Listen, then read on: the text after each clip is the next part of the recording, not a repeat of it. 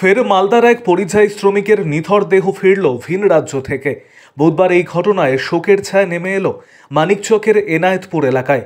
জানা গিয়েছে, মৃত পরিযায়ী শ্রমিকের নাম সঞ্জিত চৌধুরী। তার বয়স ৩৫ বছর। তিনি সপ্তাহ খানেক আগেই বিশাখাপত্তনমে নির্মাণ শ্রমিক হিসেবে কাজে গিয়েছিলেন, কিন্তু গত রবিবার কাজ থেকে ফিরে সেখানকার আবাসস্থলে তিনি হঠাৎ করেই অসুস্থ হয়ে পড়েন। মাথা ঘুরে মাটিতে পড়ে যান এবং ঘটনাস্থলেই তার মৃত্যু হয় বলে খবর। এরপর বুধবার তার কফিনবন্দি নিথর দেহ গ্রামে পৌঁছয়। মৃতদেহ দেখতে গ্রামবাসীদের ভিড় উপচে পড়ে। পরিবারবর্গ কান্নায় ভেঙে পড়েন। এই ঘটনায় শোকের ছায়া নেমে আসে গোটা এনায়েতপুর এলাকায়। বর্তমানে এই অসহায় পরিবার সরকারি সাহায্যের দিকে তাকিয়ে রয়েছেন। আরও আপডেট থাকতে আমাদের ভিডিও শেয়ার ও ফেসবুক পেজটিকে লাইক করে ফলো করে দিন।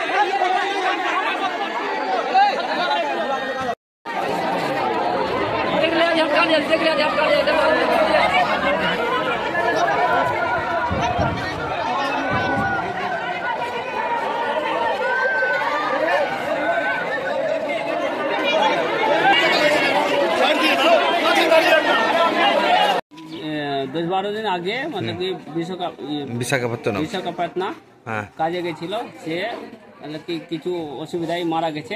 আচ্ছা, কি অসুবিধা হয়েছিল?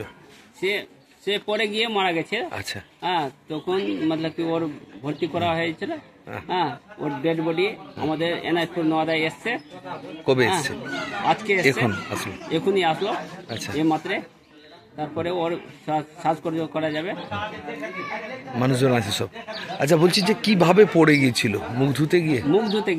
আচ্ছা, কি মানে গরম টরমের অসুবিধা হয়েছিল? কিছু গরমের অসুবিধায় মুখ ধুতে পড়ে গেছিল। আচ্ছা, কবে মারা গিয়েছিল? সোমবার। আচ্ছা, আজকে তার মৃতদেহ এসছে? আজকে মৃতদেহ বিসর্জন করা হবে। আচ্ছা, কি নাম ওর? সঞ্জিত চৌধুরী। ঠিক আছে, আপনার নাম? উত্তম বসা। ঠিক আছে, নওয়াদা।